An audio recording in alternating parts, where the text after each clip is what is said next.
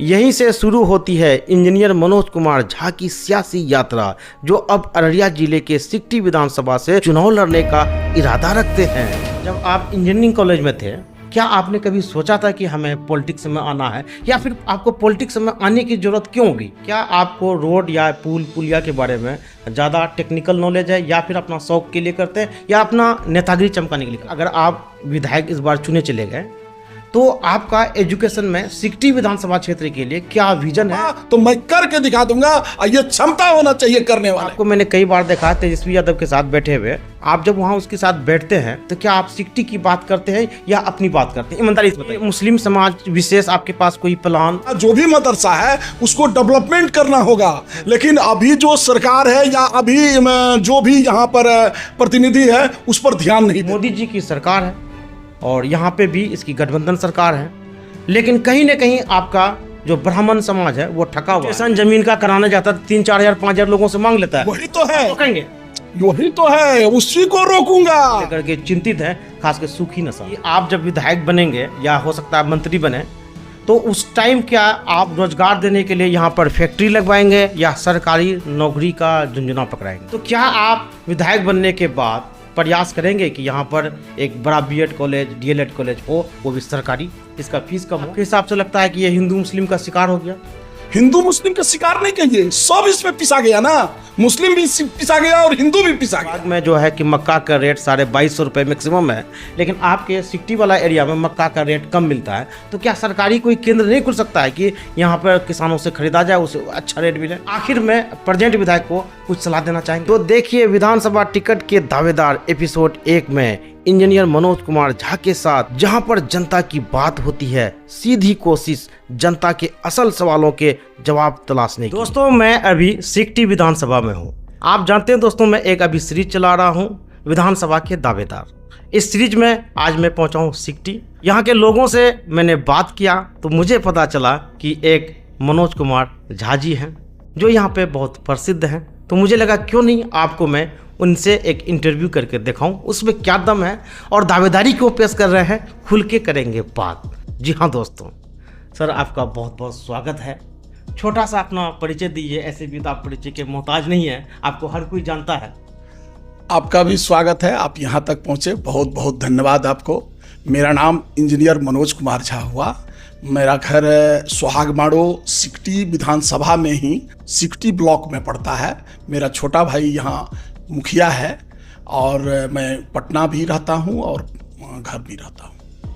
आपको बता दूं कि ये एक इंजीनियर हैं, पढ़े लिखे, ब्यूरोक्रेट्स, टेक्नोक्रेट्स जो भी कहिए, ये सब कुछ हैं, और पटना में भी रह करके बहुत सालों से लोगों का समाज सेवा कर रहे हैं। यहाँ से जो लोग भी बीमार होकर वहाँ पे जाते हैं, इनके यहाँ रुकते हैं, इलाज कराते हैं, और जो भी ऑफिशियल परेशानी भी होती है उनको ये सही करवाते हैं, मदद करवाते हैं। तो ये एक टेक्निकली स्ट्रॉन्ग है।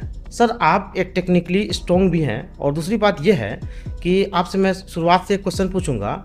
जब आप इंजीनियरिंग कॉलेज में थे, क्या आपने कभी सोचा था कि हमें पॉलिटिक्स में आना है, या फिर आपको पॉलिटिक्स में आने की जरूरत क्यों होगी?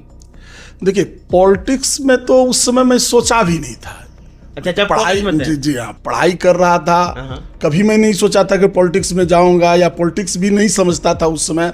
पॉलिटिक्स में रहना भी नहीं चाहते थे कभी, केवल पढ़ाई पर ध्यान रहता था। पढ़ लिख के इंजीनियर बने, और चूंकि गांव से हमको बहुत ज़्यादा लगाव रहा। अपने क्षेत्र से में आपने घर बनाया है? जी जी, अच्छा। गांव से बहुत ज़्यादा लगाव रहा, और सिकटी आना जाना हुआ। काफ़ी खराब स्थिति उस समय में, तो एकदम बहुत ज़्यादा गड्ढा हुआ करता था।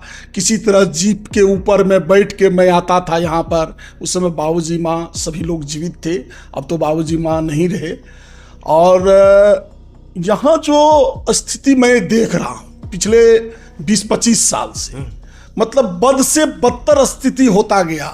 लोगों ने कहा कि चलो भाई मोदी जी को वोट देंगे तो हम लोगों का क्षेत्र का भी विकास होगा, ये होगा वो होगा, लेकिन कुछ ऐसा नहीं हुआ। केवल जो है 5 किलो अनाज मिलता है, उसी में लोग संतुष्ट हो जाते हैं, और इसी के नाम पर लोग वोट लेता रहा।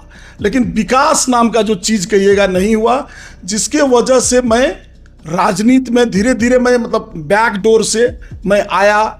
मतलब कोई कैंडिडेट था महागठबंधन का, उनको मैंने सपोर्ट किया, उनके पीछे मैं हमेशा एक साये की तरह जमकर खड़ा रहा। सर ये देखा जाता है कि मैं भी आपको काफ़ी टाइम से फॉलो करता हूं और कई जगह मैं न्यूज़ में भी आपको सुना भी और पढ़ा भी, प्रिंट मीडिया न्यूज़ में। आप यहां के जो रोड वगैरह हैं उनको लेकर के हमेशा कुछ न कुछ करते रहते हैं और आप पेशे से इंजीनियर हैं। क्या आपको रोड या पुलिया के बारे में ज़्यादा टेक्निकल नॉलेज है, या फिर अपना शौक के लिए करते हैं, या अपना नेतागिरी चमकाने के लिए करते हैं? ऐसा नहीं है कि नेतागिरी चमकाना रहता तो बहुत कुछ चमकाने। यहाँ के जितने भी पुलिया सड़क है, लेकिन अगर मैं आपका इनडायरेक्ट या डायरेक्ट कहीं न कहीं आपका नाम है वहाँ पे। नहीं, ये बात सही बोल रहे हैं आप। अभी हाल फिलहाल में देखे होंगे एक पुल यहाँ ध्वस्त हुआ था, मतलब परड़िया घाट है, वहां पर एक पुल ध्वस्त हुआ। उस पुल में जो लोगों ने कई तरह का ये लगाया कि ऐसा हुआ होगा, वैसा हुआ होगा, लेकिन सरासर उसमें लूटपाट हुआ। जो लोग इन्वॉल्व थे सारे लोगों के बीच बंदर बांट हुआ, पैसों के बंदर बांट हुआ। क्वालिटी इतना घटिया था, मैं तो क्वालिटी कंट्रोल में भी रहा, लोगों ने उस समय हमको फोन किया था, यहाँ का कोई पत्रकार था भास्कर वाले। अच्छा। तो भास्कर वाले को भी मैंने अपना स्टेटमेंट दिया था। अच्छा। क्वालिटी से उन्होंने सवाल किया था कि आखिर क्या हो सकता है इसमें। हम बोले 100% क्वालिटी निश्चित रूप से कमजोर होगा, जिसके चलते पुल ध्वस्त हुआ। तो ये सब चीज का तो नॉलेज है ही, उसमें कहीं कोई दिक्कत नहीं है। रोड का भी नॉलेज है कि रोड कैसा बनना चाहिए, क्या सीमेंट का रेशियो होना चाहिए, क्या स्टोन का रेशियो होना चाहिए, क्या छड़ लगना चाहिए, ये सब का भी नॉलेज, बढ़िया नॉलेज है। हम लोग पढ़ लिख के आए हैं, पढ़ लिख के ही इंजीनियर बने हैं, बढ़िया से पढ़े हैं, कोनो चोरी पर पास नहीं किए हैं। चलिए, सिकटी विधानसभा के लिए अच्छी बात है कि इस बार एक कैंडिडेट इंजीनियर है और बिहार के मुख्यमंत्री भी इंजीनियर हैं। और बाकी जो है कि अब पूछेंगे यहाँ के एजुकेशन के बारे में। सर आप बताइए कि अगर आप विधायक इस बार चुने चले गए तो आपका एजुकेशन में सिकटी विधानसभा क्षेत्र के लिए क्या विजन है, या क्या आपकी तैयारी है, या क्या प्लान है, या सबसे पहले कौन सी सुधार करेंगे आप? देखिए, 2-3 क्वेश्चन आपने पूछ दिया कि सिकटी विधानसभा के लिए एजुकेशन में क्या करेंगे, क्या क्या है। हम एक तरफ से मैं बताइए। पहला है, आपने पूछा कि एजुकेशन का इतना शानदार मॉडल है मेरे पास सिकटी विधानसभा के लिए। यहां पर सिकटी विधानसभा में एक ऐसा स्कूल हो जाए जो कि नेतरहाट टाइप का हो जाए, जो सिर्फ विधानसभा के लोग, मतलब सिकटी विधानसभा में जो बच्चे हैं वहां के लोग को ही फॉर्म भरना है और वही उसी में से हमको चूज करना है। जिसमें टैलेंट रहेगा, चाहे वो एक गरीब का बच्चा हो कि अमीर का बच्चा हो, कि एसडीओ का बच्चा हो, कि बीडीओ का बच्चा हो, जिसका बच्चा हो, चाहे मनोज झा का बच्चा का है नहीं, तो उसमें जो चयनित होगा उसको हम लोग तैयार करेंगे। जिस तरह से बड़े बड़े कोचिंग में लोग तैयार कराते हैं अपने बच्चे को,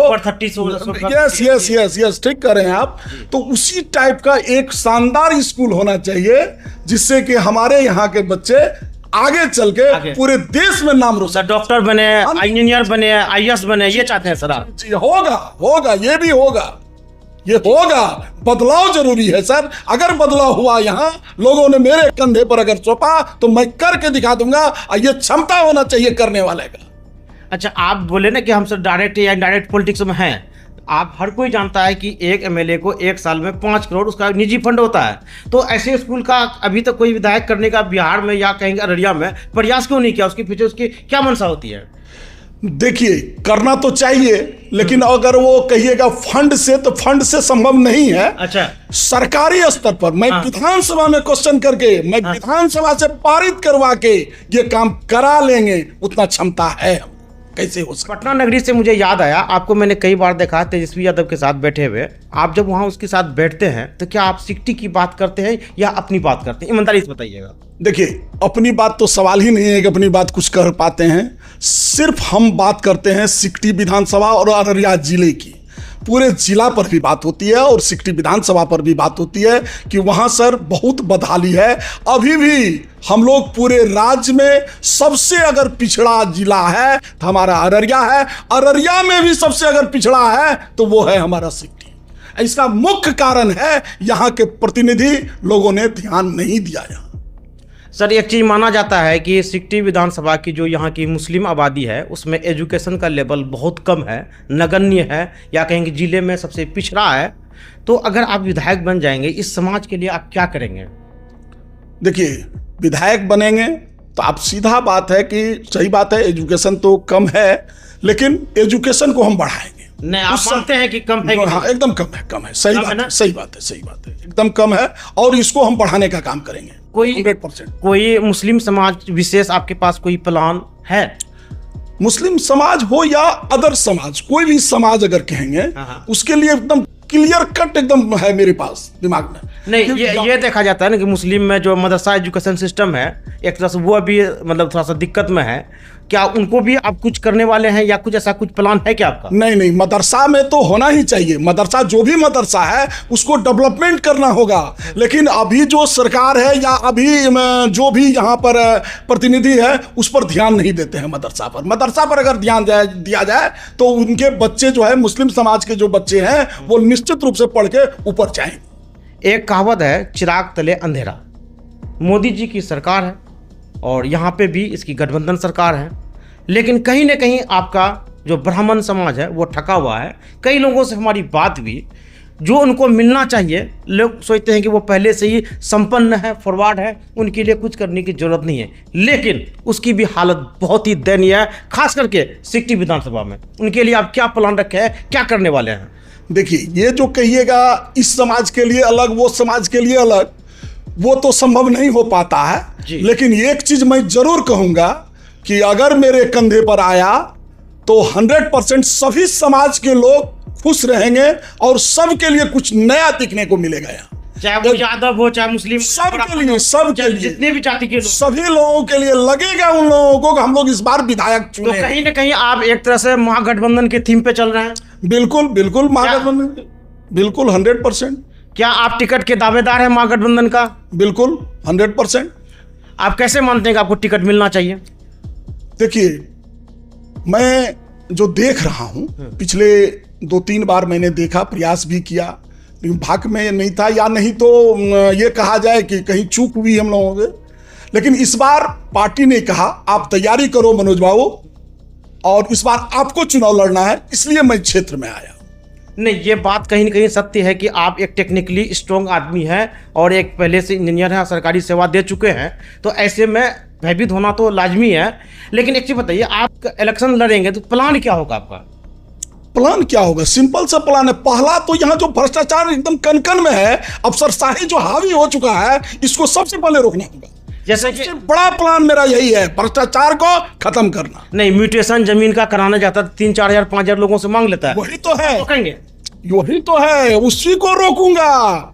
मतलब जिला से लेकर ब्लॉक तक को मैं ठीक करूंगा, उसके बाद अपने आप नीचे ठीक हो जाएगा। वही एक कहानी नहीं है कि मोटेशन में यहाँ थाना में केस करने जाइएगा तो उसमें भी पैसा दीजिए, यहाँ पर वीडियो के यहाँ कोई काम कराने जाइए तो उसमें भी पैसा दीजिए, यहाँ पर कोई छोटा सा काम करने जाइए ना, उसमें भी 200 रुपया लगेगा आपको। ये सारा चीज को मैं रोक दूंगा। सर, मैं आज सुबह आपका इंटरव्यू से पहले फेसबुक सर्च कर रहा था, उसमें मुझे मिला उड़ता सिकटी। पहले तो वो उड़ता पंजाब सुना था, ये क्या है सर? फेसबुक पे बहुत लोग नशा को लेकर के चिंतित हैं, खासकर सूखी नशा। इस पे आप कुछ प्लान या कुछ करने वाले हैं या अभी कुछ कर? उड़ता सिकटी मैंने तो नहीं देखा, उड़ता सिकटी आप बता रहे हैं ऐसा है, तो उड़ता सिकटी इसलिए लिखा है लोगों ने।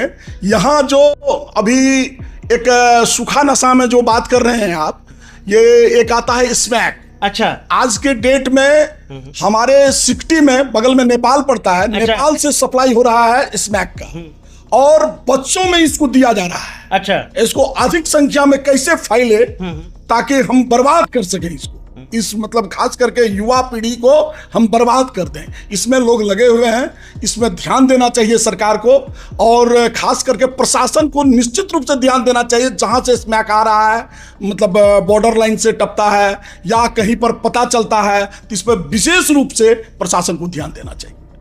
सर, अपने इलाके में बेरोजगारी चरम पर है। आप बताएं कि आप जब विधायक बनेंगे या हो सकता है मंत्री बने, तो उस टाइम क्या आप रोजगार देने के लिए यहाँ पर फैक्ट्री लगवाएंगे या सरकारी नौकरी का झुंझुना पकड़ाएंगे? देखिए, ये बात तो फैक्ट बात है, सरकारी नौकरी सबको संभव नहीं है जी, ये तो एकदम फैक्ट बात है। कोई भी बताएगा, ईमानदारी पूर्वक कोई भी बताएगा, सरकार भी बताएगा। सरकार को भी हम दोषी इस पर नहीं ठहराते हैं। तब है सरकार कहाँ दोषी है? सरकार दोषी है, हमारे यहाँ फैक्ट्री लग सकता था लेकिन लोगों ने लगवाया नहीं। यहाँ पर हमारे यहाँ अररिया, पूर्णिया, कटिहार, किशनगंज में सबसे ज्यादा मक्के की खेती होती है और मक्के की फैक्ट्री हमारे यहाँ लग सकता है। हजारों लोगों को यहाँ रोजगार मिल सकता है। इसमें पहल करने की जरूरत है। पहल अगर कीजिएगा और उद्योगपति को लाइएगा तो निश्चित रूप से फैक्ट्री लगाया जा सकता है। अगर मेरे कंधे पर आया तो निश्चित रूप से मैं कहता हूं, दावे के साथ कहता हूं कि यहाँ फैक्ट्री लगेगा। चाहे जहां से लाना, हमको मुंबई जाना होगा, हमको भारत सरकार का पैर पकड़ना होगा, पैर पकड़ूंगा, लेकिन यहाँ फैक्ट्री लगवाऊंगा। ये चैलेंज है मेरा।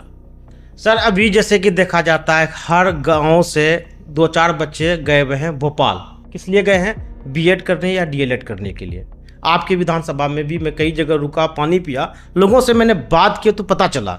तो क्या आप विधायक बनने के बाद प्रयास करेंगे कि यहाँ पर एक बड़ा बीएड कॉलेज, डीएलएड कॉलेज हो, वो भी सरकारी, इसका फीस कम हो? देखिए, कल ही मैं एक चैनल को मैं इंटरव्यू दिया था। मैंने स्पष्ट शब्दों में कहा कि बताइए, सिकटी विधानसभा में मोदी जी के नाम पर लोगों ने वोट तो लिया, लेकिन यहाँ क्या किया? अब बताइए, 15-20 साल में निश्चित रूप से यहाँ पर इंस्टीट्यूट होना चाहिए। आपको कहते हैं बीएड कॉलेज होना चाहिए, यहाँ पर हम लोगों के यहाँ डिग्री कॉलेज होना चाहिए, हमारे यहाँ नर्सिंग कॉलेज होना चाहिए, इसके बाद आपको पॉलिटेक्निक कॉलेज होना चाहिए। अब बताइए, अररिया संग्राम कोई मतलब बहुत बड़ा शहर नहीं है, एकदम छोटा सा शहर है। संजय झा वहाँ के मतलब राज्यसभा मेंबर हैं और जेडीयू के हैं। वहां पर देखिएगा जाके, एक पॉलिटेक्निक कॉलेज खुल सकता है। हमारे यहाँ क्यों नहीं खुल सकता है? हमारे यहाँ भी खुल सकता है। जबकि ये इलाका सीमावर्ती है तो यहाँ के लोगों के पास विकल्प बहुत कम है। बहुत कम विकल्प है। कितना दूर होगा जाने में। यहाँ खुल सकता है, लेकिन पहल कीजिएगा तब ना। उसके पीछे लगना पड़ेगा। मेहनत है सर, प्रतिनिधि को मेहनत करना चाहिए। जो यहाँ से चुन के जाते हैं वो अगर मेहनत करते तो आज के डेट में हमारे यहाँ भी पॉलिटेक्निक कॉलेज होता, हमारे यहाँ भी नर्सिंग कॉलेज होता, हमारे यहाँ भी बीएड कॉलेज होता। और क्या कहेंगे? तो क्या कुल मिला के आपके हिसाब से लगता है कि ये हिंदू मुस्लिम का शिकार हो गया? हिंदू मुस्लिम का शिकार नहीं कहिए, सब इसमें पिसा गया ना। मुस्लिम भी पिसा गया और हिंदू भी पिसा गया। अच्छा, दोनों को यहाँ लॉस है। मतलब धर्म के नाम पे आरक्षण है। धर्म के नाम पर केवल वोट लेना है। आरक्षण क्या है? वोट लेना है। धर्म को यहाँ से वहां ये कर दो, हिंदू मुस्लिम को लड़ा दो और वोट ले लो। ये राजनीति करता है लोग। धर्म क्या? हम धर्म नहीं अपनाते हैं। हमारे यहाँ भी राम कथा होता है, हम भी राम कथा में शामिल होते हैं और इफ्तार में भी होते हैं। जी हाँ, इफ्तार में भी होते हैं। सारे लोग देखते हैं हमको इफ्तार में। जी हाँ, ये तो मैंने देखा है आपको जज्बा।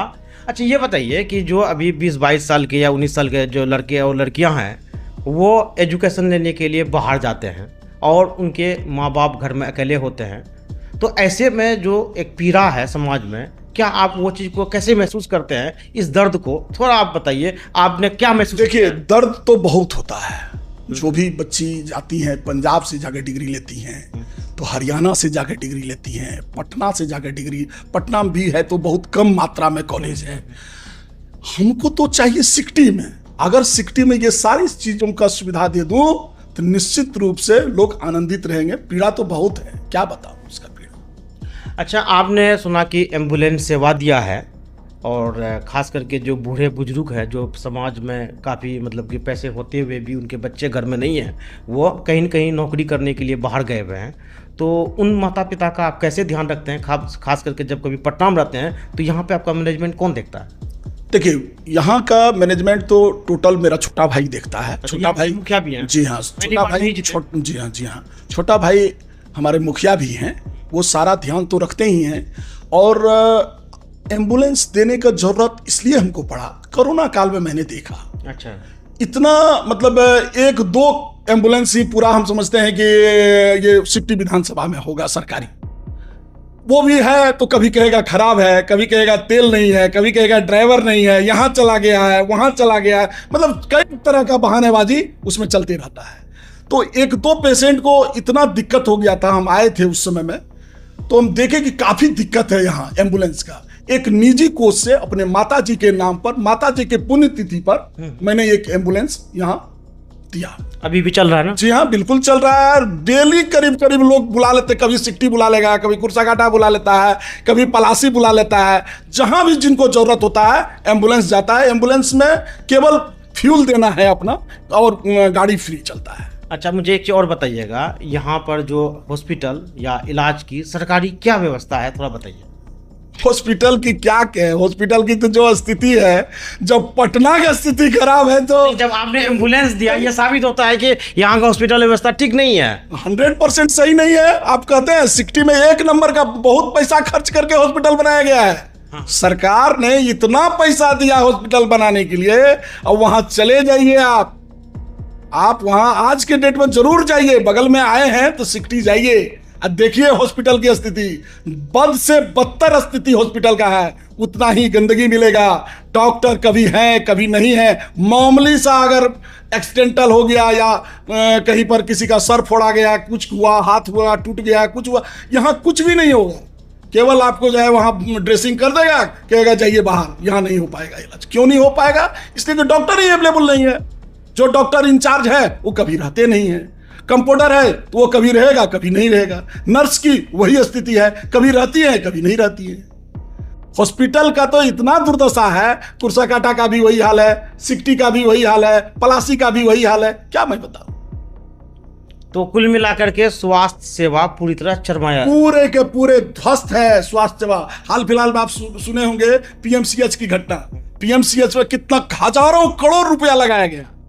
वो मनीष जी का आप देखे होंगे, मनीष जी को वहां पिटवा दिया गया। क्या है ये सब? कहते हैं कि जंगल राज नहीं है तो क्या है? नहीं, हम लोग भी इसीलिए हॉस्पिटल जाने से डरते हैं। नहीं, के लिए प्योर जंगल राज अभी है। अभी के समय में प्योर जंगल राज है। अच्छा, आपसे एक और क्वेश्चन पूछूंगा। अभी जो मक्का किसान है आपका, कई लोग, मैं मक्का से रिलेटेड रेट का वीडियो डालता हूँ मैं अपने चैनल पर, तो कई लोगों को गुलबाग में वहाँ पर रेट अच्छा दिखता है तो यहाँ से कॉल करते हैं कि गुलबाग में जो है कि मक्का का रेट 2250 रुपये मैक्सिमम है, लेकिन आपके सिकटी वाला एरिया में मक्का का रेट कम मिलता है। तो क्या सरकारी कोई केंद्र नहीं खुल सकता है कि यहाँ पर किसानों से खरीदा जाए, उसे अच्छा रेट मिले? हम तो पिछले कोई चैनल वाले को भी मैंने कहा था, इंटरव्यू भी दिया था, यहाँ पर हर एक ब्लॉक में भंडारण का सुविधा होना चाहिए सरकारी तंत्र पर, और वहाँ पर एक रेट फिक्स होना चाहिए और उस रेट पर जो है मक्का वहाँ खरीद के भंडारण करे और वहाँ से जो है गुलाबबाग जाए या और कहीं जाए। यहाँ पर तो आराम से वही रेट में यहाँ खरीद हो सकता है, लेकिन सरकार का सोच रहेगा तब। नहीं, जैसे पप्पू यादव जी पूर्णिया में कुछ व्यवस्था करवाए हैं, तो आप लोग क्या यहाँ पे नहीं करवा सकते हैं? हम लोग तो नहीं करा सकते हैं, प्रतिनिधि करा सकते हैं। चलिए, आखिर में एक क्वेश्चन पूछता हूँ मजेदार। सर ये बताइएगा कि अभी विधानसभा में अब 3-4 महीने का है, जिसमें कि अब कभी भी चुनाव का डेट आ सकता है, मतलब जल्दी जल्दी भी चाहे जो विधायक काम कर सकते हैं। आखिर में प्रेजेंट विधायक को कुछ सलाह देना चाहेंगे आप? प्रेजेंट विधायक या मंत्री जी बोलिए, माननीय मंत्री जी को हम क्या सलाह दे सकते हैं? एक ही सलाह दे सकते हैं, चूंकि आपदा विभाग मिला है, बाढ़ आने वाला है और इस पर खास करके सिकटी में 4-5 पंचायत जो है बिल्कुल रूप से डूब जाता है। अच्छा, कम से कम उसको बचा ले। कुछ नाम दहगामा हुआ, दहगामा के बगल में कुचहा हो गया, ये सब जो पंचायत है डूबा हुआ रहता है, तो इस पर ध्यान देना चाहिए। और हम क्या कर सकते हैं? मतलब सैलाब से पहले उसकी तैयारी अच्छी होनी चाहिए, क्योंकि यहाँ के विधायक जो अभी आपदा प्रबंधन मंत्रालय को संभाल रहे हैं, उन पे थोड़ी जिम्मेदारी ज़्यादा बनती है। दोस्तों, यहाँ तक वीडियो देखने के लिए आपका बहुत बहुत धन्यवाद। सर आपका भी धन्यवाद, आपने कीमती टाइम दिया। चलिए, आपको भी बहुत बहुत धन्यवाद और स्वागत है आपका।